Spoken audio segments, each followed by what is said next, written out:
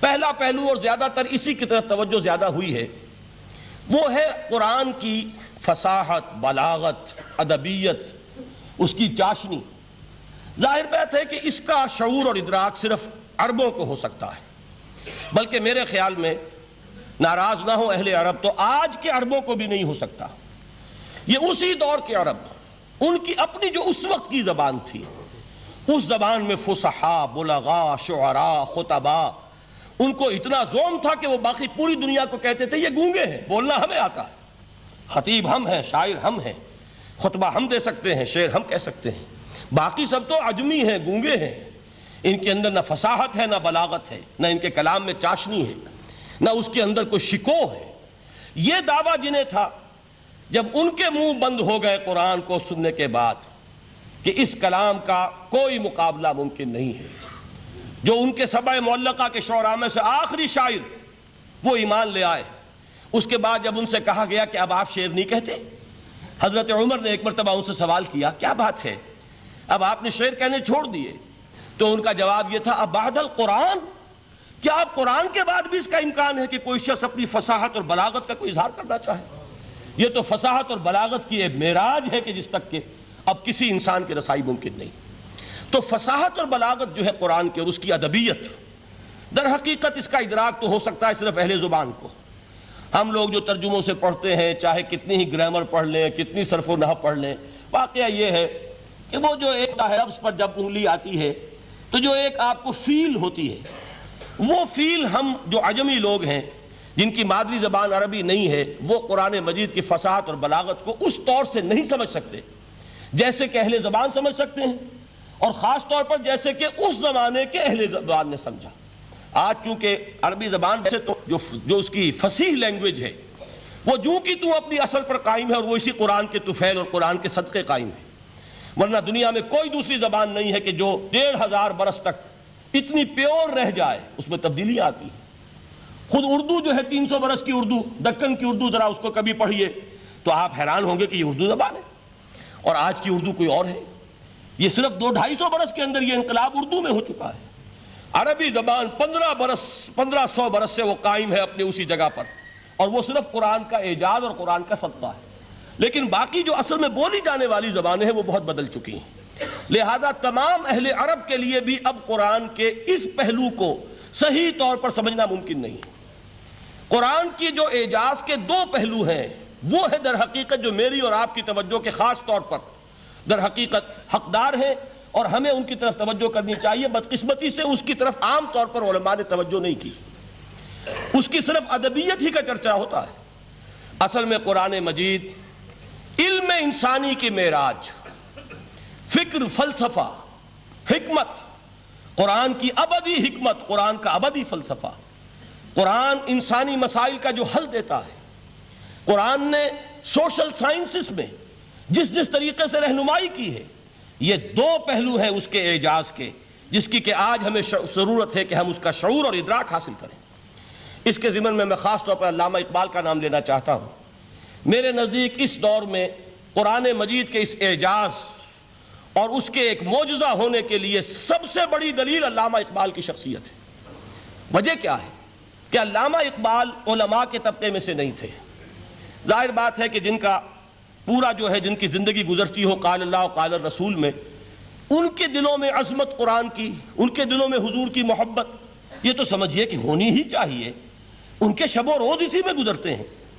لیکن یہ کہ ایک ایسا شخص جس کی تعلیم ہے کالجوں کی، یونیورسٹیوں کی، جس نے مشرق اور مغرب کے فلسفے کھنگال ڈالے، وہ شخص، اور وہ بھی اس دور میں جبکہ ہم پر مغرب سے مروبیت بہت شدید تھی۔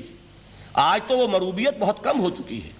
آج تو ہمارا عام نوجوان جو ہے وہ آنکھوں میں آنکھیں ڈال کر بات کرتا ہے، اس میں خود اعتمادی ہے۔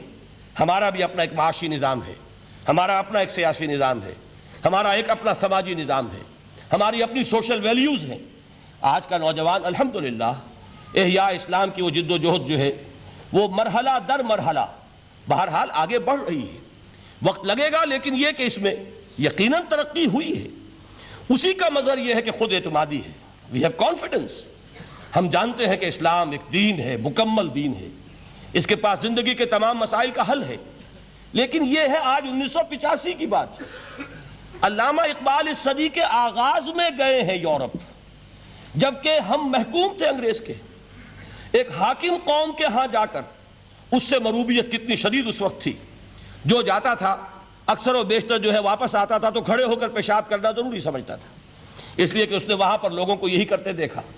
ان کا لباس، ان کی وضاقت، ان کی تہذیب، ان کا تمدن، ہر طرح سے ان کے گن گاتا ہوا، ان کے لیے وہ بہت قصیدے جو ہیں تعریف کے کہتا ہوا آتا تھا.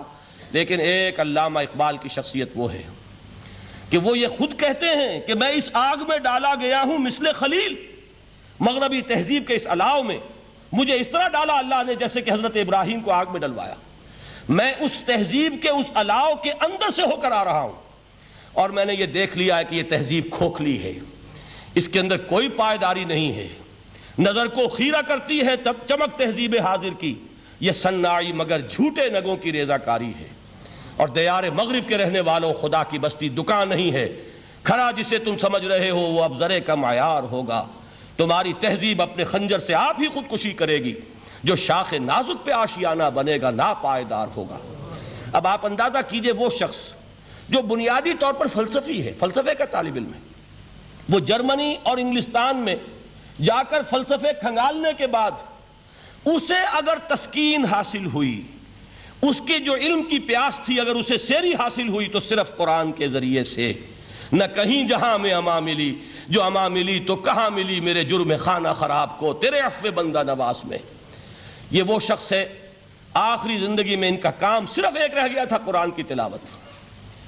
بڑے بڑے فلسفی ملنے آتے تھے علامہ اقبال سے ملنے، وہ سمجھتے تھے بڑی لائبریری ہوگی، جیسے بڑے وکیل اس کی لائبریری آپ کو معلوم ہے کتنی جلدیں رکھی ہوں گی، خوبصورت جلدیں بنی ہوئی، ایسے ہی کوئی بڑا فلسفی، بڑا پروفیسر، اس کی سٹڈی، اس کی کتابیں بڑی مروب کن ہونی چاہیے. لیکن علامہ اقبال کے ہاں سب کتابیں اٹھوا دی تھی انہوں نے، صرف ایک کتاب رہ گئی. اور سید نذیر نیازی کا نام آپ نے سنا ہوگا. انہوں نے جب یہ گواہی دی ہے، یہ واقعہ شاید آپ کے علم میں نہ آیا ہو، یہ بہت اہم واقعہ ہے. وہ یہ لکھتے ہیں کہ میں نے ایک مرتبہ علامہ سے پوچھا کہ کچھ لوگ اعتراض کرتے ہیں یا یہ خیال ظاہر کرتے ہیں کہ آپ نے اپنا فلسفہ خودی نیٹشے سے لیا ہے، کوئی کہتا فلاں سے لیا ہے، کوئی کہتا فلاں سے لیا ہے، کچھ آپ خود بتا سکیں گے کہ آپ کے فلسفہ خودی کی سورس کیا ہے؟ تو علامہ نے کہا کہ اچھا کل فلاں وقت آ جانا تو میں تمہیں لکھوا دوں گا، ڈکٹیٹ کرا دوں گا. تو سید نذیر نیازی کہتے ہیں کہ میں بہت خوش ہوا کہ یہ سعادت میرے حصے میں آ رہی ہے کہ علامہ اقبال خود مجھے تحریر کرائیں گے کہ میرے فلسفے کی سورس کیا ہے، میں نے کہاں سے اخذ کیا ہے. دوسرے روز وہ گئے، حاضر ہوئے، بڑے ہی ارمانوں کے ساتھ پینسل اور کاپی لے کر بیٹھے. علامہ نے فرمایا ذرا قرآن مجید نکال لاؤ.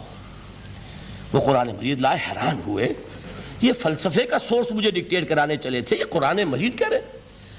کہا کہ ذرا سورۃ الحشر اس کا آخری رکوع، وَلَا تَكُونُوا كَالَّذِينَ نَسُوا اللَّهَ فَأَنسَاهُمْ أَنفُسَهُمْ أُولَٰئِكَ هُمُ الْفَاسِقُونَ. اے لوگوں، ان لوگوں کے مانند نہ ہو جانا جنہوں نے اللہ کو بھلا دیا تو اللہ نے انہیں اپنی خودی سے غافل کر دیا، اپنے آپ سے بیگانہ بنا دیا، یہی ہیں لوگ جو فاسق ہیں. علامہ نے کہا میرے فلسفے کی سورس یہ ہے. یہ میں آپ کو بتانا چاہتا ہوں. اس معنی میں کہتا ہوں کہ اس دور میں علامہ اقبال کی شخصیت کو میں اعجاز قرآن کا سب سے بڑا مظہر سمجھتا ہوں. ایک شخص 20ویں صدی عیسوی کی شخصیت، اور پھر یہ کہ وہ کہیں مسجد اور کسی مدرسے کے ماحول میں پلا بڑھا نہیں ہے، بلکہ اسکولوں اور کالجوں میں اور یونیورسٹیوں میں، اور صرف ہندوستان میں نہیں، انگلستان اور جرمنی کی یونیورسٹیوں میں رہا، جس نے اپنا لوہا منوایا ہے. وہ شخص اگر یہ کہتا ہے کہ میرے لیے فکر کی بنیاد، میرے فلسفے کی سورس، میری تمام سوچ کی رہنمائی جو ہے وہ اس کتاب نے کی ہے، تو معلوم ہوا کہ واقعتاً یہ قرآن مجید آج بھی معجزہ ہے. یہ بات تو ہوئی فلسفے اور فکر کے اعتبار سے. دوسرا پہلو جو اپلائیڈ پہلو ہے اس دور کے اعتبار سے وہ اہم تر ہو گیا ہے. انسان کے لیے جو پیچیدہ تمدنی مسائل ہیں، سیاسی مسائل کو کیسے حل کیا جائے، معاشی مسائل کا حل کیسے ہو، سماج میں توازن کیسے ہو، مرد اور عورت کے درمیان توازن کیسے ہو. ہوتا کیا ہے، یا عورت بھیڑ بکری کی طرح کی ملکیت بن جاتی ہے. ہمارے ہاں اردو میں جو اس کا محاورہ ہے کہ جوتی کی نوک، یہ اس کی حیثیت ہو جائے گی، یا دوسری طرف عورت کلوپیٹرا بن کر قوموں کی قسمتوں سے کھیلے گی. دنیا میں یہ دو انتہائیں ہوئی ہیں. کہاں نقطہ عدل کہاں ہے؟ کیسے بیلنس جو ہے اسٹرائک کیا جائے، مردوں کے حقوق اور فرائض اور خواتین کے حقوق اور فرائض، اس میں صحیح ترین ایکویشن ہے کیا؟ اسی طریقے سے فرد اور اجتماع، فرد اور ریاست، یا تو یہ کہ انسان کی انفرادی آزادی اتنی جا رہی ہے، مادر پدر آزاد، جس کا مظہر یہ ہے کہ آج انگلستان میں 2 مرد بھی میاں اور بیوی کی حیثیت سے رہ سکتے ہیں، قانون تسلیم کرے گا ہسبینڈ اینڈ وائف، ان کو وہی حقوق حاصل ہوں گے، یہ ہے وہ آزادی۔ اور یا پھر یہ ہے کہ جو روس میں ہے یا دوسرے ممالک میں ہے کہ آزادی بالکل ختم، اور معلوم ہوا کہ ایک ٹوٹلیٹیرین سوسائٹی ہے، مستبدانہ نظام ہے۔ ان کے درمیان نقطہ عدل کہاں ہے؟ اسی طرح سرمایہ اور محنت، اگر ذرا سا سرمایہ کو چھوٹ ملتی ہے وہ مزدور کا خون چوستا ہے اور اس کا حق اس کو نہیں دیتا۔ اقبال نے بہت خوبصورت انداز میں کہا ہے کہ خواجہ از خون رگے مزدور سازد لال ناب، از جفائے دہ خدایاں کشت دہ کا نا خراب، انقلاب انقلاب ہے انقلاب۔ ایک طرف سرمایہ دار ہے جو مزدور کی رگوں میں سے خون نچوڑ کر سرخ شراب کا پیمانہ لے کر بیٹھا ہوا ہے، وہ در حقیقت مزدور کا خون ہے جو پی رہا ہے۔ ایک طرف وہ زمیندار اور جاگیردار ہے جو کاشتکار کا خون جو ہے چوس رہا ہے۔ تو یہ یا تو یہ انتہا ہے، اور یا یہ ہے کہ اگر ذرا آپ مزدور کو یا اس کارکن کو تھوڑا تحفظ دیجئے تو وہ کام نہیں کرتا۔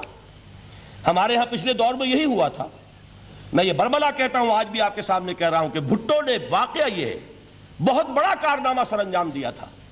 اس نے مزدور کو ایک سیلف ریسپیکٹ دی تھی، کاشتکار کو اپنی عزت کا احساس دیا تھا کہ میں بھی انسان ہوں، میرے بھی حقوق ہیں، لیکن نتیجہ اس کا نیگیٹو نکلا، مزدور نے کام کرنا چھوڑ دیا، معیشت کی گاڑی ختم ہو گئی۔ وہ چیز کہ جو متوازن ہو، جس میں مزدور کو اس کا حق مل رہا ہو اور پسینہ خشک ہونے سے پہلے اس کی جائز مزدوری اس کو مل گئی ہو، جس میں کہ انسان کسی سرمایہ دار کی رعیت بن کر نہ رہ جائے۔ دوسری طرف یہ کہ سرمایہ کے لیے بھی جو اس کا صحیح ہے کہ اس کو انسینٹیو ملے، وہ میدان میں آئے، اس کے اندر رسک لینے کے جو ہے وہ صلاحیت پیدا ہو۔ ان دونوں چیزوں کو کیسے متوازن کیا جائے؟ واقعہ یہ ہے کہ یہ ہے وہ پیچیدہ مسائل جن کا حل قرآن میں ہے۔ ہماری بدقسمتی کیا ہے کہ ہم نے خود ان چیزوں کے لیے دوسروں کے سامنے جھولی پساری ہوئی، ہم دوسروں سے بھیک مانگ رہے ہیں۔ ہمارا حال کیا ہوا تھا اس صدی کے شروع میں؟ مصطفیٰ کمال پاشا نے جب ترکی میں اسلام کے آئلی قوانین بھی منسوخ کیے، نوٹ کیجئے اس کو، یہ اسی صدی کے وہ صدمے ہیں جو ہم نے اٹھائے ہوئے ہیں، اور گاہے گاہے باز خواہ یہ قصہ پاری نہ رہا، تازہ خواہی داشتن گر داغ ہائے سی نہ رہا۔ اس صدی میں کیا نہیں ہوا ہے؟ عربوں کی ریوولٹ ترکوں کے خلاف، ان کے پیٹھ میں جو خنجر گھونپا، اور ایک انگریز، ایک کرنل لارنس کی وہ ساری شرارت، اس کے نتیجے میں ایک عظیم مملکت عثمانیہ، سلطنت عثمانیہ، دی گریٹ آٹومان امپائر، اس کے چیتڑے اڑ گئے، اور اس کے بعد وعدے کیے تھے عربوں سے کہ ہم تمہیں حکومت دیں گے۔ ہوا کیا کہ ان کے چھوٹے چھوٹے ٹکڑے کیے اور تقسیم کر لیے۔ مغربی سامراج کا دور شروع ہو گیا۔ اس کا ایک رد عمل مصطفیٰ کمال پر اس درجے شدید ہوا، اس نے ہر چیز جس کا تعلق عربوں سے تھا اس کو ختم کر دیا، ملک بدر کر دیا۔ عربی میں اذان نہیں ہوگی، عربی میں نماز نہیں پڑھی جائے گی، اور اسی کے ضمن میں یہاں تک گیا کہ فیملی لاز بھی رومن لاز جو ہیں وہ نافذ کیے۔ تو یورپ کے اخبارات نے اس وقت یہ طنز کیا تھا مسلمانوں پر، یہ مسلمان عجیب قوم ہے، کہتے یہ ہے کہ ہمارے پاس دنیا کا بہترین ضابطہ ہے، بہترین قانون ہے، ہمارے قانون سے بہتر کسی کا قانون نہیں، اور حال یہ ہے کہ فیملی لاز کے لیے بھی یہ ہم سے بھیک مانگ رہے ہیں، ہم سے وہ قوانین لے کر اپنے ہاں نافذ کر رہے ہیں۔ آج بدقسمتی سے اکثر و بیشتر مسلمان ممالک کا حال یہی ہے، آج ہم ان سے بھیک مانگ رہے ہیں، کہیں جمہوریت کی بھیک ہے، کہیں سوشلزم کی بھیک ہے، کہیں کسی اور سماجی نظام کی بھیک ہے، کہیں مرد اور عورت کی کامل مساوات کا ایک نظریہ ہے، شانہ بشانہ چلنے والا فلسفہ ہے، جو خالص مغرب کی تہذیب کی ایک بھیک ہے جو مانگی جا رہی ہے۔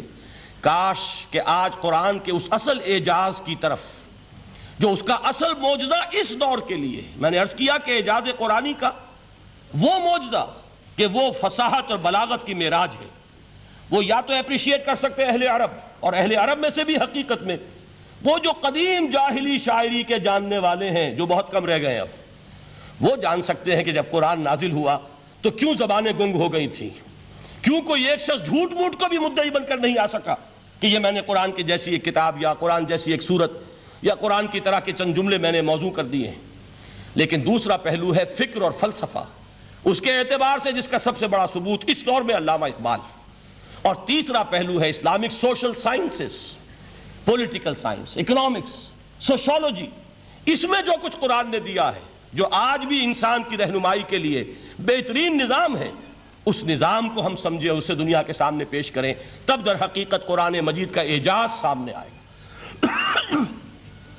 یہ دو پہلو تو میں نے عرض کیے ہیں کہ جو کسی غیر مسلم کو بھی نظر آئیں گے۔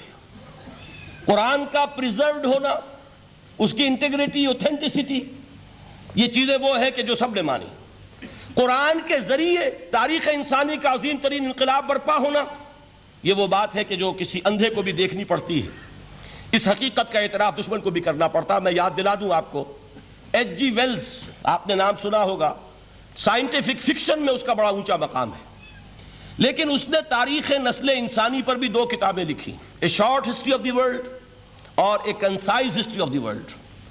Concise history of the world میں وہ شخص حضور کے ذکر پر جب آتا ہے تو میں صرف ذکر کر رہا ہوں، نقل کفر نہ باشد، اس نے حضور کی شخصیت پر بڑے رقیق حملے کیے ہیں، بڑے گھٹیا حملے کیے ہیں۔ حضور کی خاص طور پر تعدد ازدواج کا جو معاملہ ہے، یہ کڑوی گولی ان کے حلق سے اتر نہیں سکتی، اس لیے کہ ان کا آئیڈیل ہے حضرت مسیح اور حضرت یحییٰ، جان دی بیپٹسٹ اینڈ جیسس آف نزارت۔ ان دونوں نے ایک شادی بھی نہیں کی، تجرد کی زندگی بسر کی، لہذا ایک شادی بھی ان کے نزدیک گھٹیا فعل ہے۔ تو حضور نے تو کی ہیں 11 شادیاں، 11 نکاح آپ کے۔ یہ جو کڑوی گولی ہے یہ ان کے حلق سے نیچے نہیں اترتی، اس لیے میں انہیں معذور سمجھتا ہوں۔ تو اس نے اس پہلو سے تو بڑے حملے کیے، لیکن خطبہ حجۃ الوداع کے وہ جملے جو ہیں تاریخی، پورے کے پورے اس نے کوٹ کیے، لا فضل لعربی علی عجمی ولا لعجمی علی عربی ولا لأحمر علی اسود ولا لأسود علی احمر الا بالتقوی کلکم بنو آدم وآدم من تراب۔ کسی عرب کو کسی عجمی پر کوئی فضیلت نہیں، کسی عجمی کو کسی عرب پر کوئی فضیلت نہیں، کسی گورے کو کسی کالے پر کوئی فضیلت نہیں، کسی کالے کو کسی گورے پر کوئی فضیلت نہیں سوائے تقوی کے۔ تم سب کے سب آدم کی اولاد ہو اور آدم مٹی سے بنائے گئے تھے۔ یہ الفاظ لکھ کر کہتا ہے کہ جہاں تک human fraternity, equality and freedom, 3 الفاظ نوٹ کیجئے، انسانی حریت، انسانی مساوات، انسانی اخوت، کہتا ہے جہاں تک ان 3 چیزوں کے واز ہیں، سرمنز کا تعلق ہے، وہ تو دنیا میں پہلے بھی بہت کہے گئے۔ عیسائی ہونے کے باوجود خاص طور پر نام لیتا ہے جیسس آف نزارت۔ سرمنز تو حضرت مسیح کے ہاں بھی بہت مل جائیں گے کہ تمام انسان برابر ہیں، سب کو بھائی بھائی ہونا چاہیے، سب انسان آزاد ہیں، تمیز بندہ و آقا فساد آدمیت ہے۔ لیکن وہ کہتا ہے کہ یہ ماننا پڑتا ہے تاریخ انسانی میں پہلی مرتبہ ان اصولوں پر ایک انسانی معاشرہ قائم کیا محمد نے صلی اللہ علیہ وسلم۔ یعنی حضور کے ساتھ یہ معاملہ ایمپٹی سلوگنز کا نہیں ہے، یہ صرف واز نہیں ہے، یہ صرف سرمنز نہیں ہیں، یہ ایمپٹی سلوگنز نہیں ہے۔ He translated these things into actuality۔ ایک حقیقت، ایک واقعے کی شکل دی ہے محمد نے صلی اللہ علیہ وسلم۔ وہ معاشرہ پیدا کیا جس میں انسانی اخوت، انسانی مساوات اور انسانی حریت، یہ تینوں اقدار بتمام و کمال موجود تھی۔ یہی وجہ ہے اس صدی میں نوٹ کیجئے، گاندھی جی، موہن داس کرم چند گاندھی، جس کو آج پوری دنیا میں تسلیم کیا جاتا ہے، عالم عرب میں بھی مہاتما گاندھی کی بڑی عزت ہے۔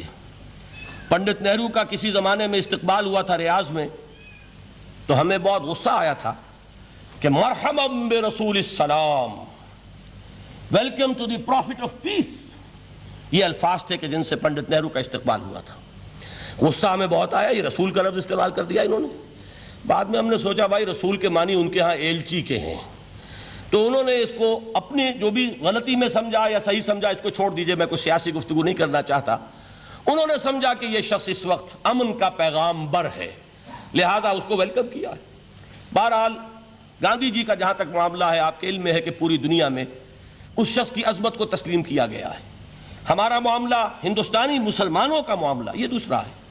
وہ تو آپ کو معلوم ہے کہ جوتا جسے کاٹتا ہے اسے پتہ چلتا ہے کہ یہ جوتی کاٹ رہی ہے، ورنہ دیکھنے والے کو پتہ چلے گا بڑا خوبصورت جوتا ہے، بڑا عمدہ جوتا ہے، کوئی اس میں خرابی نہیں ہے، لیکن جسے وہ پنچ کر رہی ہے اسے پتا ہے کہ یہ ہے کیا۔ اس اعتبار سے ہمارا معاملہ علیحدہ ہے، لیکن دنیا کو وہ بہت خوبصورت اور بہت ہی اعلیٰ اور بہت ہی اونچی شخصیت ایک نظر آتی ہے۔ بہرحال ایک پہلو سے یقیناً ماننا پڑے گا اس کی عظمت کو، کہ ہندو قوم کے لیے اور ہندوستان کے لیے، اس کی آزادی کے لیے جو عظیم جد و جہد کی ہے، اس میں کوئی شک نہیں۔ میں اس وقت جو بات عرض کرنا چاہتا ہوں کہ 1937 کا تصور کیجئے۔ 1937 میں آپ کو معلوم ہے 1935 میں قانون بنا تھا، اور پہلی مرتبہ الیکشنز ہوئے تھے بر صغیر میں 1937 میں، اور وہ ہوئے تھے صوبائی الیکشنز۔ ان کے نتیجے میں وزارتیں قائم ہوئیں، مسلم لیگ نے بائیکاٹ کیا تھا الیکشن کو، لہذا پورے ہندوستان میں تمام صوبوں میں کانگریس کے وزراء کی وزارتیں بنی۔ ہریجن اخبار میں ایک مقالہ لکھا تھا گاندھی جی نے اس وقت، جس میں کہ ان کانگریسی وزراء کے سامنے نصیحت کے انداز میں یہ بات رکھی تھی کہ آج جب کہ آپ لوگوں کو اختیار مل رہا ہے، اور حکومت، یہ پہلی انسٹالمنٹ تھی جو انگریزوں نے دی تھی ہمیں، سیلف رول یا ہوم رول کی پہلی انسٹالمنٹ تھی، تو جو بھی تمہیں اختیارات مل رہے ہیں اس میں میں تمہارے سامنے حضرت ابو بکر اور حضرت عمر کی مثال رکھتا ہوں۔ یہ ہے وہ بات کہ جادو وہ جو سر چڑھ کر بولے۔ عربی میں کہتے ہیں الفضل ما شہدت بہ الاعداء، اصل فضیلت وہ ہے جس کا کہ دشمن اعتراف کرے۔ مہاتما گاندھی اگر اعتراف کر رہا ہے کہ تاریخ انسانی کی عظیم ترین شخصیتیں حکومت کی سطح پر وہ ابو بکر اور عمر ہیں، تو ابو بکر اور عمر کس درخت کے پھل ہیں؟ وہ شجرہ طیبہ، شجرہ نبوت ہے کہ جس کے پھل ہیں ابو بکر اور عمر، جن کو تربیت دی ہے محمد نے صلی اللہ علیہ وسلم۔ تو معلوم ہوا کہ یہ چیزیں وہ ہیں کہ جس کا لوہا آج دنیا مان رہی ہے، لہذا ہمیں قرآن مجید کے اعجاز کے پہلو سے ان اعتبارات سے خود بھی توجہ کرنی چاہیے اور دنیا کو بھی ادھر متوجہ کرنا چاہیے۔ اب میں تبرکاً 3 مقامات سے میں نے آیات پڑھی ہیں، قرآن مجید کی عظمت کا وہ ادراک اور شعور جو ہمیں ہو سکتا ہے۔ ہم وہ کہ جو قرآن کو مانتے ہیں اللہ کا کلام، ہم اس بنیاد پر سمجھے کہ اللہ نے اپنے کلام کی کیا مدح کی ہے۔ اور نمبر 2 یہ فارسی کا ایک مصرع ہے کہ قدر گوہر شاہ داند یا بداند گوہری، ہیرے جواہرات کی قدر و قیمت یا بادشاہوں کو معلوم ہوتی ہے جو ان میں کھیلتے ہیں، اور یا یہ کہ جوہری کو جو ان کا کاروبار کرتا ہے، جانتا ہے، پہچان ہے، پرکھتا ہے۔ عام آدمی کو کیا پتا، اس کے ہاتھ پہ اگر کوئی آپ ہیرا رکھ دیں وہ سمجھے شاید کوئی کانچ کا ٹکڑا، اسے اس کے اندر کوئی فرق محسوس نہیں ہوگا۔ قدر گوہر شاہ داند یا بداند گوہری، کہ ہیرے جواہرات جو ہیں ان کی قدر و قیمت کا اندازہ یا بادشاہوں کو ہوتا ہے یا جوہری کو ہوتا ہے۔ تو قرآن مجید کا عظمت کا صحیح ادراک یا اللہ کو ہے یا محمد الرسول اللہ کو ہے صلی اللہ علیہ وسلم۔ باقی جو کچھ دنیا دیکھتی ہے وہ تو وہ ظاہر کا ایک پہلو ہے، وہ تاریخی حقائق ہیں جو میں نے آپ کے سامنے رکھے۔ باقی قرآن مجید کی عظمت کا کوئی صحیح ادراک ہو سکتا ہے یا وہ اللہ تعالیٰ کی زبانی اور یا ہوگا محمد الرسول اللہ صلی اللہ علیہ وسلم کے فرامین کی روح سے۔ اسی لیے میں نے 3 جگہ سے آیات پڑھی ہیں۔ ایک مقام سے سورہ رحمان کی ابتدائی 4 آیات، سورہ یونس کی 2 آیات، سورہ حشر کی 1 آیت، اور 3 احادیث نبویہ ہیں جن کا میں نے ذکر کیا ہے، اس لیے کہ تیسری جو ہے وہ بہت طویل حدیث ہے، وہ پوری میں اس وقت نہیں پڑھ سکتا تھا، اس کے صرف ابتدائی اور آخری کلمات میں نے اس وقت آپ کو سنائے۔ میں تھوڑی سی تشریح ان کی کروں گا تاکہ قرآن مجید کی عظمت کا جو نقش میرے اور آپ کے قلب پر ہونا چاہیے وہ صحیح در حقیقت ان آیات اور احادیث کی روشنی میں ہمارے دلوں پر قائم ہو جائے۔ دیکھیے قرآن مجید کی عظمت یہ کلام ہے، اس کی کلام کی عظمت کا پہلا پہلو ہے متکلم کی عظمت کے اعتبار سے۔ عربی میں کہا جاتا ہے کہ کلام الملوک ملوک الکلام ہے، بادشاہوں کا کلام کلاموں کا بادشاہ ہوتا ہے۔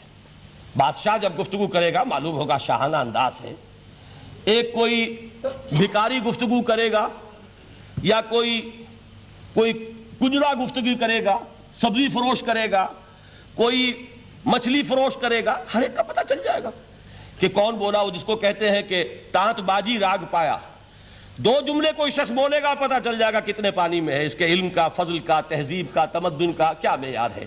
اس لیے کہ کلام جو ہے در حقیقت متکلم کی پوری شخصیت کی عکاسی کرتا ہے، اس کا مقام کیا ہے، اس کا مرتبہ کیا ہے، اس کے ذہن کی بلندی کیا ہے، اس کے فکر کی گہرائی کیا ہے، اس کے افق ذہنی کی وسعت کیا ہے، اس سب کا اندازہ ہوگا کلام سے۔ تو اب یہ کلام ہے اللہ کا، معلوم ہوا کہ اللہ کی صفات کا ایک کامل عکس قرآن مجید میں موجود ہے. یہ بات سمجھیے. اس کو قرآن نے کس طرح بیان کیا؟ یہ وہ لطیف حقائق ہیں جن کے لیے قرآن مجید تمثیل کا پیرایہ اختیار کرتا ہے. اب سورہ حشر کی تمثیل کیا ہے؟ لو انزلنا هذا القرآن على جبل، اگر ہم نے اس قرآن کو کسی پہاڑ پر اتار دیا ہوتا، لرأيته خاشعا متصدعا من خشیت اللہ، تم دیکھتے اس پہاڑ کو کہ اللہ کی خشیت سے دب جاتا اور پھٹ جاتا. وَتِلْكَ الْأَمْثَالُ نَضْرِبُهَا لِلنَّاسِ لَعَلَّهُمْ يَتَفَكَّرُونَ.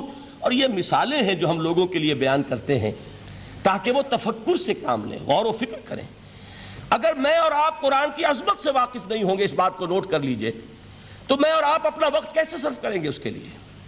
انسان کا ایٹیچیوڈ بڑا یوٹیلیٹیرین ہے آج کے انسان کا، خاص طور پر وہ کسی ایسے ہی کام کے لیے وقت لگائے گا جس میں اس کے لیے فائدہ ہو، اور اس فائدے کی چیز اگر نہیں ہے تو اس کی طرف متوجہ نہیں ہوگا.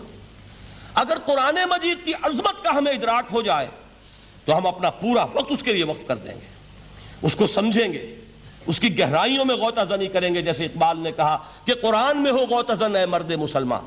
لیکن اگر یہ کہ اس کی عظمت کا ادراک نہ ہوا تو بس یہ کہ کبھی اتفاق ہو گیا کہ کھول لیا اور اس کو پڑھ بھی لیا بغیر سمجھے، اور اس کا ثواب کسی اور کو پہنچا دیا. وہ آج حصول ثواب بھی نہیں رہا، ایصال ثواب ہی رہ گیا ہے. ورنہ یہ کہ بہرحال علامہ اقبال نے جو اس پر پھپتی چست کی ہے کہ بآیا تشترا کارے جزی نیست کہ از یاسین او آسا بمیری. اس قرآن کی عظیم آیات سے اے مسلمان آج تیرا سروکار صرف اتنا رہ گیا ہے کہ کوئی شخص مر رہا ہو، عالم نزع میں ہو، تو اس کو یاسین سنا کر اس کی جان جلدی سے نکال دو، آسانی سے نکل جائے. بس یہ سروکار رہ گیا. میں یہ نہیں کہتا کہ نہ پڑھی جائے، حضور نے فرمایا ہے پڑھنی چاہیے، لیکن صرف یہ نہیں ہے اس کا مصرف. یہ تو انسانی زندگی کی رہنما کتاب بن کر نازل ہوئی ہے. اس کے اوپر اس اعتبار سے توجہ تم نہیں کر رہے ہو، بلکہ تمہاری اس کے ساتھ جو ہے دلچسپی صرف اتنی رہ گئی ہے. تو پہلی بات یہ کہ یہ سمجھیے کہ قرآن نے یہ تمثیل اختیار کی اپنے عظمت کے بیان کے لیے. اگر ہم نے اس قرآن کو پہاڑ پر اتار دیا ہوتا تو تم دیکھتے کہ وہ پھٹ جاتا اور دب جاتا. اب اس کو سمجھیے، القرآن یفسر بعضہ بعضا، قرآن کا ایک حصہ دوسرے حصے کی تفسیر کرتا ہے. سورہ اعراف میں واقع آیا ہے کہ حضرت موسیٰ علیہ السلام کا آپ کو معلوم ہے کہ کوہ طور پر اللہ تعالیٰ سے ہم کلامی کا شرف حاصل کرتے تھے. گفتگو ہو رہی ہے لیکن اللہ نظر نہیں آ رہا. اب اس کو اپنے اوپر طاری کیجئے کہ صاف سامنے آتے بھی نہیں، صاف چھپتے بھی نہیں. یہ جو صورتحال تھی کہ اگر کسی کی آپ آواز سن رہے ہیں، کلام سن رہے ہیں، سامنے نہیں آ رہا، تو آپ کے دل میں خواہش پیدا ہوگی کہ ذرا سا یہ پردہ بھی اٹھا دیا جائے، مجھے دیدار بھی حاصل ہو جائے. لہذا سورہ اعراف میں ہے جب کئی بار یہ شرف ہم کلامی حاصل ہوا اللہ سے، تو حضرت موسیٰ علیہ السلام نے بڑی ہمت سے کام لیا، بڑی جرت کی درخواست کر دی، رب ارینی انظر الیک. یہ جو پردہ بیچ میں حائل کیا ہوا ہے پروردگار، تو میرا شوق دیکھ، میرا اشتیاق دیکھ، تو مجھے ذرا دیدار بھی عطا ہو جائے. اس پر کیا بات کہی گئی؟ لن ترانی، موسیٰ تم مجھے ہرگز نہیں دیکھ سکتے، تم اس جسد ظاہری کے ساتھ، اس جسد مادی کے ساتھ، ان عنصری آنکھوں سے میرا دیدار نہیں کر سکتے. ولیکن انظر الی الجبل، دیکھو ہم تمہیں ایک مثال دیے دیتے ہیں، ذرا اس پہاڑ کی طرف دیکھو، ہم اپنی ایک تجلی اس پر ڈالیں گے. فَإِنِ اسْتَقَرَّ مَكَانَهُ فَسَوْفَ تَرَانِي، اگر وہ پہاڑ ہماری تجلی کو جھیل جائے، تحمل کر لے، تو تم بھی سوچنا کہ شاید ہمیں دیکھ سکو. اس کے بعد ہوا کیا؟ فَلَمَّا تَجَلَّى رَبُّهُ لِلْجَبَلِ جَعَلَهُ دَكًّا وَخَرَّ مُوسَىٰ صَعِقًا. جب اللہ تعالیٰ نے پہاڑ پر اپنی ایک تجلی ڈالی تو وہ پہاڑ جو ہے پھٹ گیا. اور موسیٰ، اب دیکھیے براہ راست تجلی موسیٰ پر نہیں ہے، یہ انڈائریکٹ مشاہدہ ہے تجلی ربانی کا کہ جو پہاڑ پر ہوئی ہے، اور پہاڑ کی جو کیفیت ہوئی ہے اس کے مشاہدے سے حضرت موسیٰ بے ہوش ہو کر گر گئے. وَصَعِقَ مُوسَىٰ خَرَّ مُوسَىٰ صَعِقًا. یہ ہے وہ مثال جو یہاں دی ہے قرآن کے لیے. لَوْ أَنزَلْنَا هَذَا الْقُرْآنَ عَلَىٰ جَبَلٍ لَرَأَيْتَهُ خَاشِعًا مُتَصَدِّعًا مِنْ خَشْيَةِ اللَّهِ. نتیجہ کیا نکلا؟ انفر کیجئے، استدلال، استنتاج. نتیجہ یہ نکلا کہ جو تاثیر تجلی ذات ربانی کی ہے وہی تاثیر کلام ربانی کی ہے. صرف یہ ہے کہ ہمیں اس کا شعور نہیں، ہمیں اس کا ادراک نہیں. یہ بالکل ذات کی تجلی کی جو تاثیر تھی وہی قرآن خود بیان کر رہا ہے کہ اس کلام ربانی کی بھی. اس کو بھی علامہ اقبال نے خوب کہا ہے، فاش گویم آنچ در دل مزمرست، صاف کہہ دیتا ہوں جو کچھ میرے دل میں ہے. این کتابیں نیست چیزیں دیگر است، اسے کتاب نہ سمجھ بیٹھنا قرآن کو، یہ کتاب نہیں ہے، کچھ اور ہے. کچھ اور کیا ہے؟ مثل حق پنہاؤ ہم پیداستو، زندہ پائندہ گویاستو. یہ تو جیسے اللہ تعالیٰ کی ذات ہے، مثل حق، ذات حق سبحانہ و تعالیٰ کی طرح یہ زندہ ہے، پائندہ ہے. مثل حق، پائندہ گویاستو، یہ جو ہے زندہ ہے، یہ متکلم ہے، کلام نہیں ہے. کل صفات ربانیہ جو ہیں ظاہر اور باطن، مثل حق پنہا، ظاہر و پنہا، اور حی و قیوم جیسے اللہ کی ذات ہے، وہی صفات اس کلام کی ہیں. اور اس کے بعد وہ شعر آیا تھا جو میں پہلے سنا چکا ہوں، چوں بجاں در رفت جاں دیگر شود. جب یہ قرآن کسی انسان کے اندر سرایت کر جاتا ہے، اس کے دل پر نازل ہوتا ہے. دیکھیے یہ الفاظ آپ کو کہیں اور نہیں ملیں گے. میرے نزدیک جہاں علامہ اقبال اس دور میں قرآن کی عظمت کا سب سے بڑا ثبوت ہے، وہاں عظمت قرآنی کے سب سے زیادہ واقف اور اس کا سب سے زیادہ شعور رکھنے والے بھی علامہ اقبال ہیں. یہ الفاظ آپ کو کہیں نہیں مل سکیں گے کہ مثل حق پنہاؤ ہم پیداستو، زندہ پائندہ گویاستو، چوں بجاں در رفت جاں دیگر شود، جاں چو دیگر شد جہاں دیگر شود.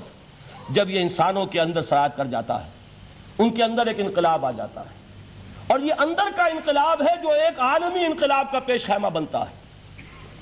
آپ آرڈیننس کے ذریعے سے نمازیں پڑھوائیں گے تو پھر نماز وہی پڑھی جائے گی جو آفس ٹائم میں آئے گی، باقی اور کیوں پڑھیں گے؟ وہ تو آرڈیننس کے ذریعے سے پڑھائی جا رہی ہے نا. اس کا حشر تو وہ ہوگا جو ہمارے ہاں دیکھا جا چکا ہے. اور اس وقت بھی اس زمانے میں نے یہ سنا ایک جگہ کہ کلاس 4 امپلائیز جو ہیں، وہ شروع میں جب آرڈیننس نافذ ہوا تھا ہمارے ہاں تو دفتروں میں بڑا اہتمام ہوا، آفیسرز نے خاص طور پر بڑے اہتمام سے ظہر کی نماز پڑھنی شروع کی. لیکن مجھے بتایا گیا کہ کلاس 4 امپلائیز جو ہیں ہمارے، یہ ڈرائیورز ہیں، پی-انز ہیں، یہ کھڑے ہنستے رہتے ہیں، شریک نہیں ہوتے. میں نے ان سے کہا وہ اس لیے کہ انہیں معلوم ہے کہ آپ بھی تو یہی پڑھ رہے ہیں صرف نماز، باقی آپ کے ڈرائیور سے اور آپ کے خانسامہ سے یہ بات چھپی ہوئی نہیں ہے کہ عصر آپ نے بھی نہیں پڑھنی، یہ صرف زور ہے جو آپ پڑھ رہے ہیں. تو یہ اصل میں اندر کا انقلاب جب تک نہ آئے، باہر کا ٹھونسا ہوا انقلاب، وہ تو جب پریشر ہٹ جائے گا تبدیلی ختم ہو جائے گا. چوں بجاں در رفت جاں دیگر شود، اندر انقلاب آئے. جب اندر تبدیلی ہو جائے گی، اب انسان کا پورا وجود بدلے گا، پھر اس کے اندر سے تبدیلی جو ہے وہ ابھرے گی، اسے کسی خارجی دباؤ کی ضرورت نہیں ہوگی. جہاں چو دیگر شد جہاں دیگر شود. اور جب انسانی شخصیتوں کے اندر یہ انقلاب اندر سے آتا ہے تو پھر وہ عالمی انقلاب بنتا ہے. جیسے کہ محمد الرسول اللہ کا انقلاب.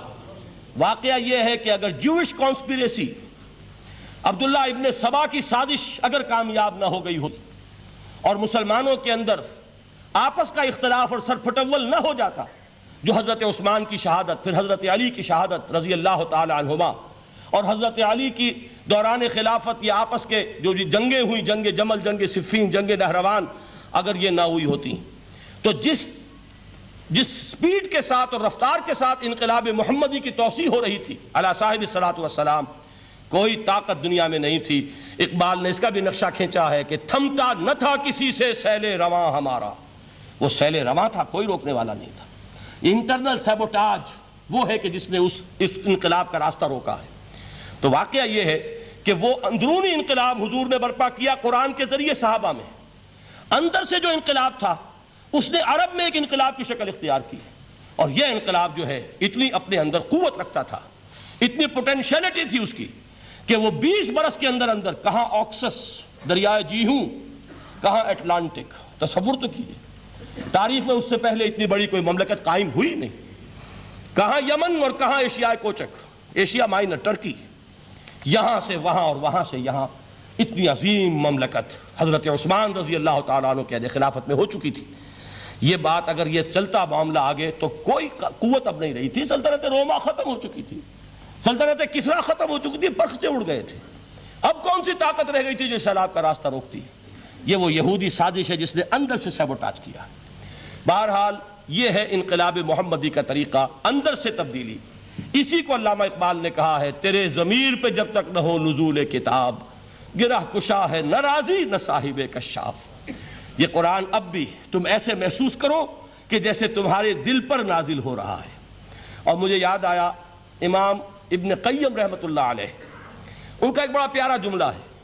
وہ کہتے ہیں قرآن کے بعض پڑھنے والے ایسے ہیں کہ جب وہ قرآن کو پڑھتے ہیں تو یوں محسوس کرتے ہیں کہ قرآن مصحف میں لکھا ہوا نہیں ہے، ان کے اپنے دل کے اوپر کندہ ہے، دل کے اوپر سے پڑھ رہے ہیں، یعنی اتنی کامل مطابقت وہ محسوس کرتے ہیں، اپنی فطرت، ہیومن نیچر اور قرآن کے اندر اتنی مطابقت ہے، اس طرح وہ ٹیلی کرتے ہیں ایک دوسرے کے ساتھ کہ محسوس ہوتا ہے کہ وہ کتاب ان صفحات میں لکھی ہوئی نہیں ہے بلکہ لوح قلب پر لکھی ہوئی ہے کہ جہاں سے وہ انسان اسے پڑھ رہا ہے۔ تو پہلی بات تو قرآن مجید کی اس آیت کے حوالے سے اس پہلو سے ہمارے سامنے آئی کہ جو تاثیر ہے ذات ربانی کی تجلی کی، وہی تاثیر ہے اس قرآن مجید کی، بشرطے کہ ہمارے دل جو ہیں وہ کچھ اپنے اندر اس استعداد اور صلاحیت کو پیدا کر لیں۔ دوسرا مقام ہے سورہ یونس کا۔ اب کسی کلام کی عظمت کا دوسرا پہلو ہو سکتا ہے اس کی افادیت کے اعتبار سے، اس سے فائدہ کیا ہوگا نوع انسانی کے لیے۔ دیکھیے دو آیات، یہ عظیم خزانے ہیں عظمت قرآن کے۔ سورہ یونس میں یا ایھا الناس، اے لوگو، قد جاءتکم موعظۃ من ربکم وشفاء لما فی الصدور وہدی ورحمۃ للمؤمنین۔ چار الفاظ نوٹ کر لیجئے۔ اے لوگو، آ گئی ہے تمہارے پاس وہ چیز تمہارے رب کی طرف سے جو موعظہ ہے۔ موعظہ کسے کہتے ہیں؟ نصیحت۔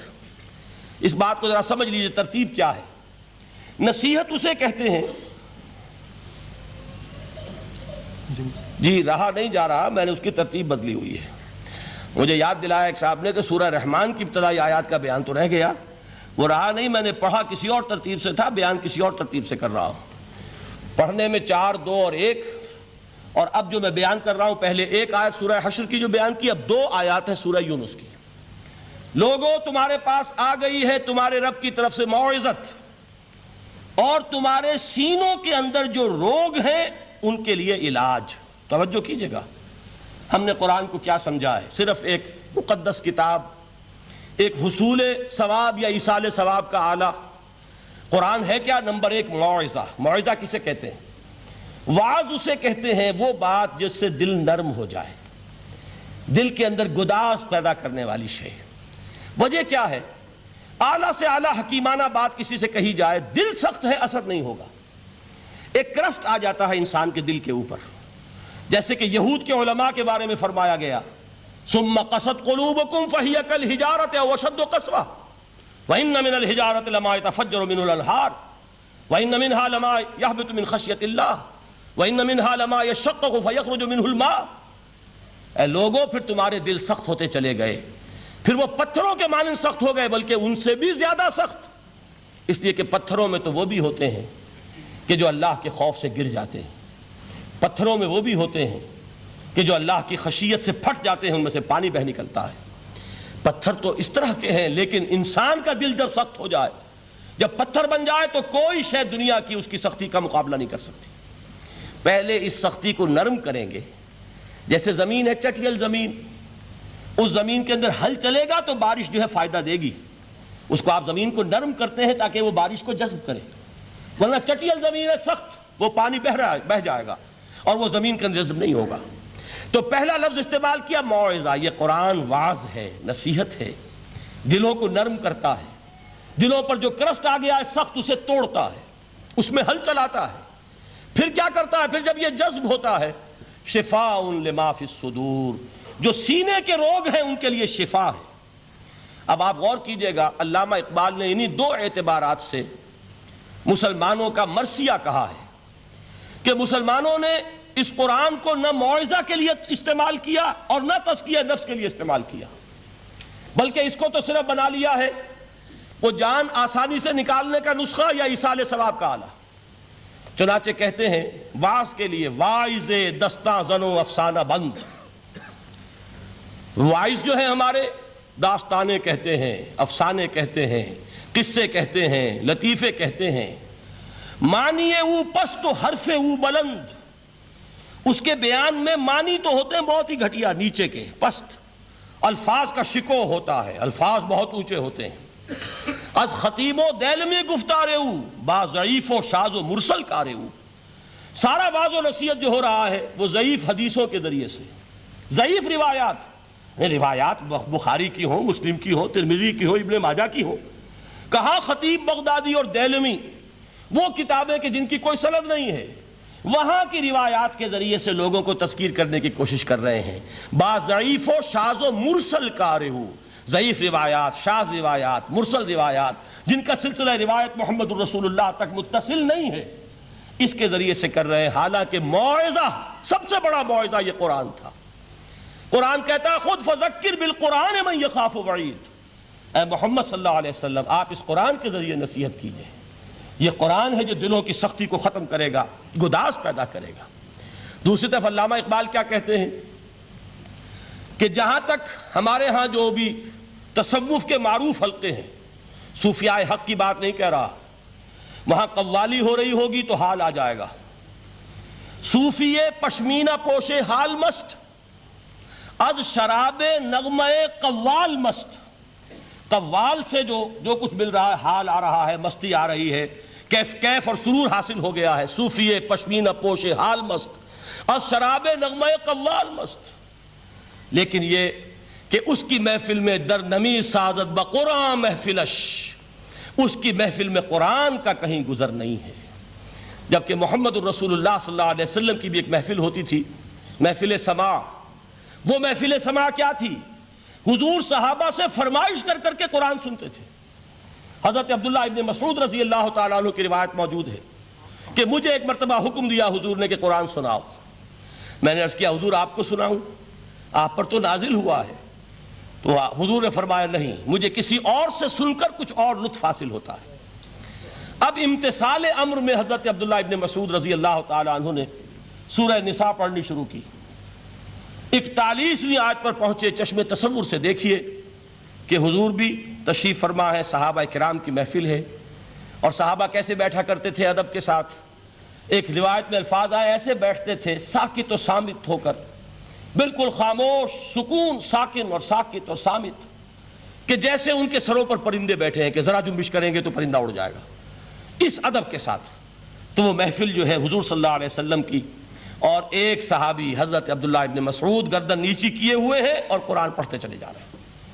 جب اس آیت پر پہنچے فَكَيْفَ إِذَا جِئْنَا مِن كُلِّ أُمَّةٍ بِشَهِيدٍ وَجِئْنَا بِكَ عَلَىٰ هَٰؤُلَاءِ شَهِيدًا، کیا ہوگا اس دن جس دن کہ ہم ہر امت پر ایک گواہ کھڑا کریں گے، اور اے نبی آپ کو گواہ بنا کر لائیں گے ان کے خلاف۔ آپ کو یہ ٹیسٹیفائی کرنا ہوگا کہ اللہ تیرا جو کلام میرے پاس آیا تھا میں نے پہنچا دیا تھا، اب ان کی ذمہ داری ہے۔ They are accountable, they are responsible۔ اس پر حضور نے فوراً فرمایا حسبک حسبک، بس کرو بس کرو۔ اور حضرت عبداللہ ابن مسعود فرماتے ہیں کہ میں نے جب نگاہ اٹھا کر دیکھا حضور کے آنکھوں سے آنسو روا تھے۔ یہ ہے سماع، یہ محفل سماع ہے۔ کاش کہ اللہ تعالی ہمیں اس کی توفیق عطا فرمائے۔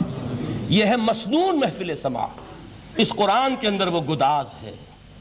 آیا ہے کہ نہیں 7ویں پارے کے بالکل آغاز میں وَإِذَا سَمِعُوا مَا أُنزِلَ إِلَى الرَّسُولِ تَرَىٰ أَعْيُنَهُمْ تَفِيضُ مِنَ الدَّمْعِ مِمَّا عَرَفُوا مِنَ الْحَقِّ يَقُولُونَ رَبَّنَا آمَنَّا فَاكْتُبْنَا مَعَ الشَّاهِدِينَ۔ تو یہ ہے دوسری چیز کہ در حقیقت تزکیہ نفس کا ذریعہ یہ قرآن ہے۔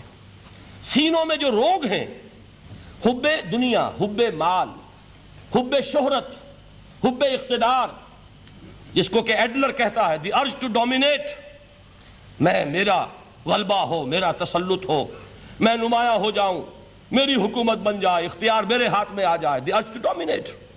یہ ساری ارجز ہیں ہماری در حقیقت جس سے فساد رونما ہے۔ یہ حب مال ہے جس کی وجہ سے ہمارے اندر تنافس ہے۔ الہاکم التکاثر حتی زرتم المقابر، یہ کثرت اور بہتات کی طلب تمہیں غافل کیے رکھتی ہے یہاں تک کہ قبروں تک جا پہنچتے ہو۔ آنکھ انسان کی کھل نہیں پاتی۔ جس کے پاس 10 نسلوں کے لیے کھانے کو موجود ہے، اس کی بھی حرص جو ہے اور مزید کا لالچ جو ہے وہ ختم نہیں ہوتا۔ یہ چیزیں ہیں اصل روگ۔ ان دلوں کے روگوں کا اور سینوں کے اندر کے ان امراض کا علاج قرآن ہے۔ یا ایھا الناس قد جاءتکم موعظۃ من ربکم وشفاء لما فی الصدور، اب جب یہ دو چیزیں ہو جائیں گی، اب تیسرا لفظ ہے ہدن۔ ہدایت بیکار ہے جب تک دل میں گداز نہ ہو، ہدایت بیکار ہے جب تک کہ نیت درست نہ ہو۔ کوئی شخص بڑا عالم ہے لیکن اپنے علم کو اس نے ذریعہ بنایا ہے دنیا کمانے کا، تو در حقیقت یہ قرآن اس کے حق میں ہدایت نہیں ہے، اس کے حق میں عذاب خدا بندی کا ذریعہ بن رہا ہے۔ حضور نے خود فرمایا القرآن حجت لک او علیک، یہ قرآن یا تمہارے حق میں حجت ہے یا تمہارے خلاف حجت بنے گا قرآن کے قیامت کے دن۔ اس لیے کہ ایک شخص اس کو دنیا کمانے کا ذریعہ بنا رہا ہے، ایک شخص اس کو شہرت کے حصول کا ذریعہ بنا رہا ہے، ایک شخص علم کو ذریعہ بنا رہا ہے دنیا میں نمایاں ہونے کا، اپنی تعریف کا۔ حضور نے فرمایا کہ قیامت کے دن سب سے پہلے 3 افراد کا معاملہ پیش ہوگا عدالت خدا بندی میں۔ ایک وہ جو بڑا عالم سمجھا جاتا تھا، اس سے بڑا علم پھیلا۔ دوسرا وہ جو بہت صاحب ثروت تھا، اس نے بہت خیرات کے کاموں میں پیسہ لگایا۔ تیسرا وہ جو دنیا میں شہید سمجھا جاتا تھا کہ اللہ کی راہ میں جنگ کرتے ہوئے جان دے دی۔ اللہ ان تینوں سے جو اس کو نعمتیں دی تھی ان کا ذکر کر کے پوچھے گا کہ میں نے تمہیں یہ دیا، تمہیں یہ دیا، تمہیں یہ دیا، تم کیا کر کے لائے؟ وہ شہید کہے گا کہ اللہ میں نے تیری راہ میں جنگ کی اور اپنی جان دے دی تاکہ تو راضی ہو جائے۔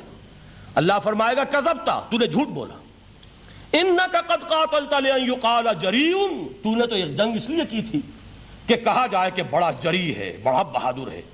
یہ لوگوں سے بہادری کے تمغے لینا تمہارا مقصود تھا۔ وقد قیل، وہ کہا جا چکا ہے، اب یہاں تمہارے لیے کچھ نہیں۔ اور فرشتوں کو حکم ہوگا اور وہ اوندے منہ اس کو گھسیٹتے ہوئے جہنم میں جھونک دیں گے۔ دنیا میں شہید سمجھا جا رہا ہے، آخرت میں جہنمی ہے۔ یہی حال اس عالم کا ہوگا، یہی حال اس دولت مند کا ہوگا۔ تم نے یہ علم پھیلایا تھا کہ تمہارے علم کا چرچا ہو جائے، تمہاری شہرت ہو جائے، لوگ تمہاری دستبوسی کرنے لگیں، لوگ تم سے جھک کر ملیں۔ وہ دنیا میں ہو گیا، تمہارا مطلوب مل چکا، تمہارا مقصود حاصل ہو چکا، اب یہاں کچھ نہیں۔ تو جان لیجئے کہ جب تک دلوں کے روگ درست نہ ہوں، علم بیکار ہے، ہدایت قطعاً غیر مفید ہے۔ پہلے دلوں کا کرسٹ اترے، اس کی سختی دور ہو، یہ ہے موعظہ۔ دلوں کے اندر سے حب جاہ، حب دنیا، حب مال نکلے، یہ ہے تزکیہ، شفاء لما فی الصدور۔ اب ہدایت خدا بندی، اب راستہ آپ دیکھیں گے اور اس راستے پر چلیں گے۔ یہ ہدایت جو ہے دنیا میں، یہی آخرت میں رحمت کی شکل میں ظاہر ہوگی۔ جنہوں نے اس قرآن کی ہدایت سے فائدہ اس دنیا میں اٹھایا، آخرت میں رحمت خدا بندی کی بدلیاں ان پر سایہ کریں گی۔ ایک حدیث میں تو باقاعدہ الفاظ آئے ہیں کہ سورہ بقرہ اور سورہ آل عمران یہ 2 بدلیوں کی صورت میں ظاہر ہوں گی میدان حشر میں، اور ان لوگوں پر سایہ کریں گی کہ جن کو ان سے بڑی محبت تھی۔ یہ 4 الفاظ نوٹ کر لیجئے اسی ترتیب کے ساتھ۔ یا ایھا الناس قد جاءتکم موعظۃ من ربکم وشفاء لما فی الصدور وہدی ورحمۃ للمؤمنین قل بفضل اللہ وبرحمتہ، اے نبی کہہ دیجئے یہ اللہ کا بڑا فضل ہے، لوگوں سمجھو، اس کی بڑی رحمت کا ظہور ہوا ہے اس قرآن کی شکل میں۔ اس کی رحمت کا مظہر اتم قرآن ہے، اس کے فضل کا سب سے بڑا ثبوت قرآن ہے۔ فَبِذَلِكَ فَلْيَفْرَحُوا، اس پر انہیں خوشیاں منانی چاہیے۔ اترانا ہے تو اس پر اترائیں کہ اتنی بڑی دولت ہمارے پاس ہے، اتنا بڑا احسان ہے جو اللہ نے ہم پر کیا ہے۔ فَبِذَلِكَ فَلْيَفْرَحُوا هُوَ خَيْرٌ مِّمَّا يَجْمَعُونَ، جو چیزیں یہ جمع کرنے کی فکر کر رہے ہیں ان سے کہیں زیادہ قیمتی یہ قرآن ہے۔ کاش کہ یہ 2 آیات ہی ہمارے قلب کے اوپر یہ کندہ ہو جائیں۔ پہلی بات میں نے عرض کی تھی، اس کا شعور ہر ایک کے لیے ممکن نہیں، اس کا باطن بیدار ہو چکا ہو۔ لو انزلنا هذا القرآن على جبل لرأيته خاشعا متصدعا من خشیۃ اللہ، جن کی ارواح بیدار ہو چکی ہوں وہ قرآن کی اس تاثیر کو محسوس کریں گے۔ لیکن یہ دوسری چیز ہے کہ جو ہمارے لیے پریگمیٹک پہلو سے، عملی اعتبار سے، افادے کے اعتبار سے یہ 4 الفاظ اور رحمت اور فضل خدا بندی کا سب سے بڑا مظہر، اور خوشیاں مناؤ کہ اللہ کی یہ نعمت تمہارے پاس موجود ہے۔ اب وہ تیسرا مقام ہے سورہ رحمان کا، بڑی چھوٹی چھوٹی آیات۔ آپ نے سنا ہوگا حضور نے سورہ رحمان کے بارے میں فرمایا ہے، سورۃ الرحمن عروس القرآن۔ یہ سورہ رحمان جو ہے یہ قرآن کی دلہن ہے۔ جیسے دلہن کو آپ خوشنما لباس پہناتے ہیں، آراستہ پیراستہ اس کو گہنے اور اس کو زیور پہناتے ہیں، تو جس طریقے سے سجاتے ہیں آپ دلہن کو، اللہ تعالیٰ نے ایک سورت قرآن مجید میں یہ ایسی رکھی ہے سورہ رحمان کہ اسے خوب سجایا ہے۔ اس میں الفاظ کا در و بست، اس کا اپنا ایک ڈیوائن میوزک ہے۔ وہ تو اللہ تعالیٰ قراء جو ہے خاص طور پر مصر کے قراء، اللہ تعالیٰ ان پر رحمت نازل فرمائے، ان کی خطاؤں سے درگزر کرے۔ جس طرح قرآن کے انٹرنسک میوزک کو انہوں نے واضح کیا ہے، واقعہ یہ ہے کہ اگر یہ لوگ نہ ہوتے، شیخ عبد الباسط محمد عبد الصمد، شیخ محمود خلیل الحصری، یہ لوگ کہ جنہوں نے قرآن کے اس غنا، میوزک، یہ لفظ جو ہے آپ حیران نہ ہو کہ میں یہ کوئی شاید توہین کر رہا ہوں قرآن کی، حضور نے یہ لفظ استعمال کیا ہے، تغنو، اس قرآن کو اچھی سے اچھی خوشلحانی کے ساتھ پڑھو۔ من لم یتغن بالقرآن فلیس منا، جو قرآن کو بہتر سے بہتر انداز میں، اچھی سے اچھی آواز میں، خوشلحانی کے ساتھ پڑھنے کی کوشش نہیں کرتا، وہ ہم میں سے نہیں ہے۔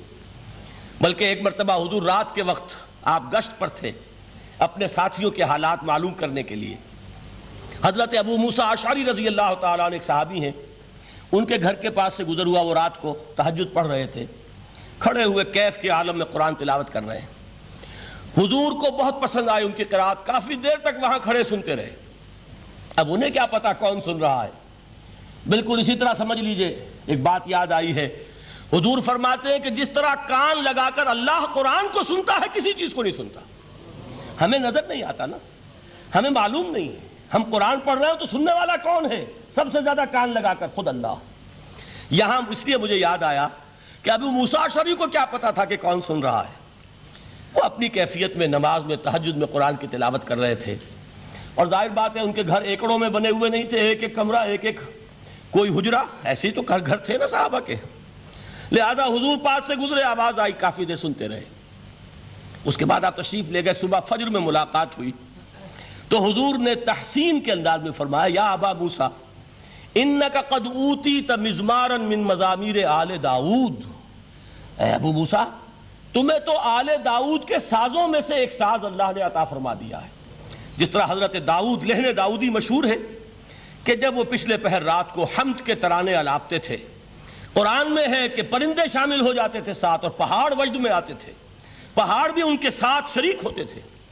تو جس طرح کا اللہ نے ان کو لہن عطا فرمایا تھا، حضور نے تحسین کے انداز میں فرمایا ہے ابو موسیٰ اشعری، اللہ نے تمہیں بھی آل داؤد کے سازوں میں سے ایک ساز عطا فرمایا۔ بہرحال قرآن مجید کا جو یہ میوزک ہے، قرآن کے الفاظ کا جو حسن ہے، جہاں تک حسن معنوی ہے وہ تو ہر لفظ میں ہے، لیکن یہ حسن ظاہری، حسن صوتی، حسن لفظی، یہ اپنے کلائمیکس پر آپ کو نظر آئے گا سورہ رحمان میں۔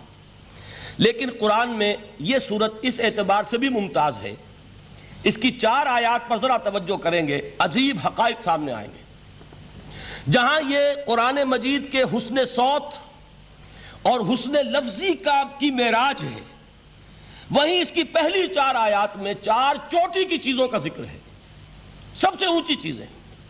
پہلی آیت کیا ہے؟ الرحمن، ایک آیت ہو گئی۔ رحمان کیا ہے؟ اللہ کا نام ہے۔ کبھی آپ نے غور کیا اللہ کے ناموں میں سب سے پیارا نام کون سا ہوگا؟ رحمان۔ کیوں؟ اس کا مادہ کیا ہے؟ رحمت۔ ہمیں سب سے بڑھ کر جس چیز کی ضرورت ہے وہ کیا ہے؟ رحمت خداوندی۔ نام اچھی طرح سن لیجئے اس حضور کے قول کو۔ حضور فرماتے ہیں کوئی شخص جنت میں مجرد اپنے عمل کی بنیاد پر داخل نہیں ہو سکے گا جب تک کہ رحمت خداوندی دستگیری نہ کرے۔ کسی صحابی نے بڑی ہمت اور جرأت کا ثبوت دیا کہ پوچھ لیا، کیا حضور آپ بھی؟ جب آپ نے فرمایا کوئی شخص داخل نہیں ہو سکتا جنت میں محض اپنے عمل کی بنیاد پر جب تک کہ رحمت خداوندی جو ہے وہ دستگیری نہ فرمائے۔ پوچھا گیا کیا آپ بھی؟ آپ نے فرمایا ہاں میں بھی۔ آپ انداز کیجئے کہ اگر محمد الرسول اللہ بھی رحمت خداوندی کے ضرورت مند ہوں تو تاب دیگراں چہ رسد، ہماری تو سب سے بڑی ضرورت رحمت خداوندی ہے۔ اب یہ رحمت جو ہے قرآن مجید میں اللہ تعالیٰ کی یہ شان 2 الفاظ کے ذریعے سے آتی ہے، رحیم اور رحمان۔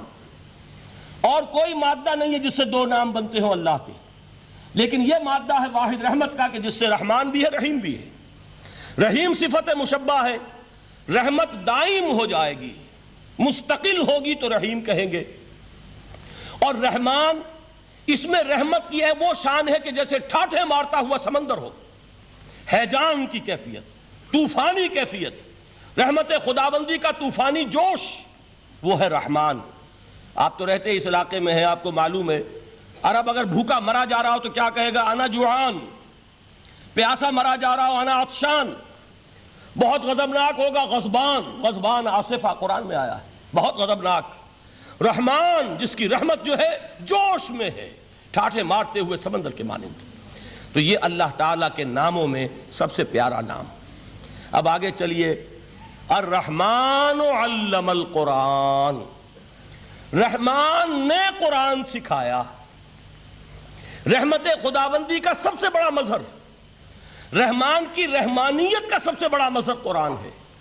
ان میں جو منطقی ربط ہے اس کو سمجھتے جائیے۔ اچھا آپ یہ سوچئے، جو علم بھی انسان کو حاصل ہوا وہ کس نے دیا؟ اللہ نے۔ سائنس کا علم کس نے دیا؟ اللہ نے۔ علم آدم الاسماء کلہا، وہ علم الاسماء جو حضرت آدم کو دے دیا گیا تھا ازل میں، یہ اسی کا ظہور ہے، یہ اسی کی ایکسفولیشن ہے جو ہو رہی ہے اور ہوتی رہے گی ابھی۔ اور دوسرے علم ہے وہ کس نے دیے؟ اللہ نے دیے۔ لا یحیطون بشیء من علمہ الا بما شاء، مخلوق میں سے کوئی اللہ کے علم میں سے کسی شے کا احاطہ نہیں کر سکتا مگر وہ جتنا اللہ دینا چاہے۔ لیکن یہ کہ تمام علوم میں چوٹی کا علم قرآن۔ نوٹ کرتے جائیے، اب چوٹی کی چیزیں جمع کیجئے۔ اللہ کے ناموں میں چوٹی کا نام رحمان، اللہ نے جو کچھ انسان کو سکھایا اس میں چوٹی کا علم قرآن۔ خلق الانسان، انسان کو پیدا فرمایا۔ سوال یہ کہ حیوانات کو کس نے پیدا فرمایا؟ آسمان کس نے پیدا کیے؟ زمین کس نے پیدا کی؟ فرشتے کس نے پیدا کیے؟ کیا مطلب خلق الانسان؟ اس کی تمام مخلوقات میں اس کا کلائمیکس، اس کی تخلیق کی معراج، اس کے تخلیق کا نقطہ عروج انسان ہے۔ یہ ہے کہ جو مسجود ملائک بنا ہے۔ وَلَقَدْ كَرَّمْنَا بَنِي آدَمَ وَحَمَلْنَاهُمْ فِي الْبَرِّ وَالْبَحْرِ وَرَزَقْنَاهُمْ مِنَ الطَّيِّبَاتِ وَفَضَّلْنَاهُمْ عَلَىٰ كَثِيرٍ مِّمَّنْ خَلَقْنَا تَفْضِيلًا۔ تو تخلیق میں سب سے اونچی تخلیق انسان کی، علموں میں سب سے اونچا علم قرآن کا، اللہ کے ناموں میں سب سے اونچا نام رحمان۔ اب آئیے چوتھی چیز، علمہ البیان، انسان کو بیان کی صلاحیت عطا فرمائی۔ کیا اور کوئی صلاحیت عطا نہیں کی؟ بینائی کس نے دی؟ اللہ نے۔ اسی طریقے سے سماعت کس نے عطا فرمائی؟ اللہ نے۔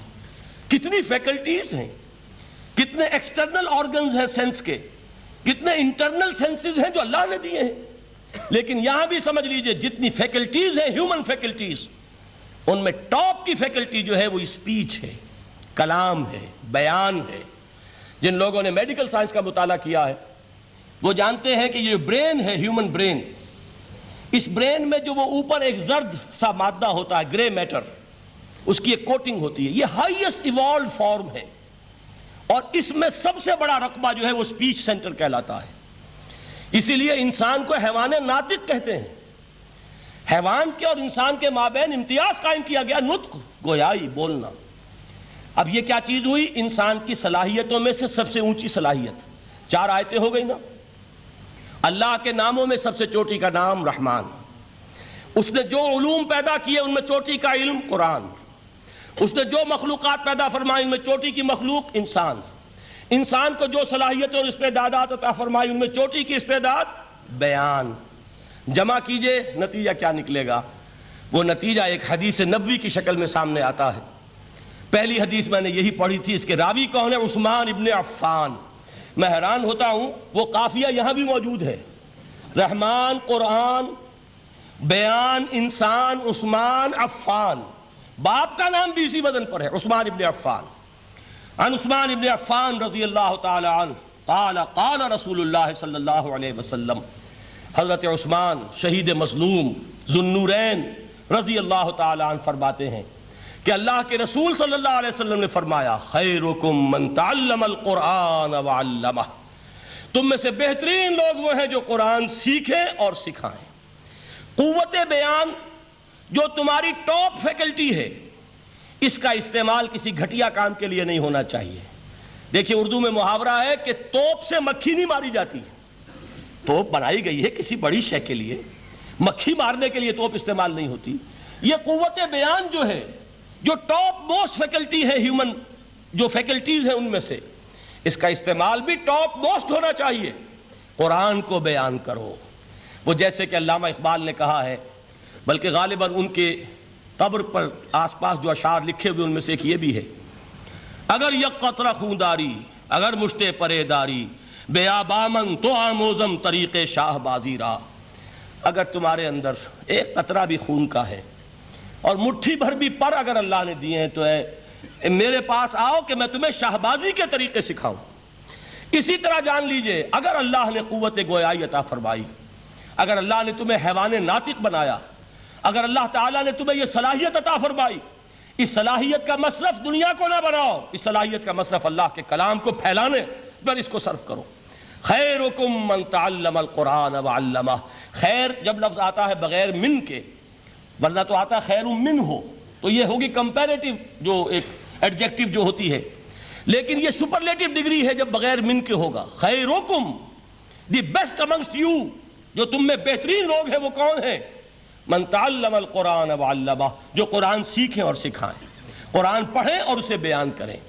آج جان لیجئے سب سے بڑی ضرورت اس بات کی ہے کہ آج کا قرآن پڑھیں۔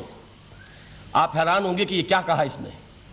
دیکھیے قرآن اترا ہے 1400 برس پہلے، لیکن تا قیام قیامت نوع انسانی کو جتنے مسائل درپیش ہوں گے ان سب کا حل اس میں ہے، البتہ کھودنا پڑے گا، گہرائی میں اترنا ہوگا۔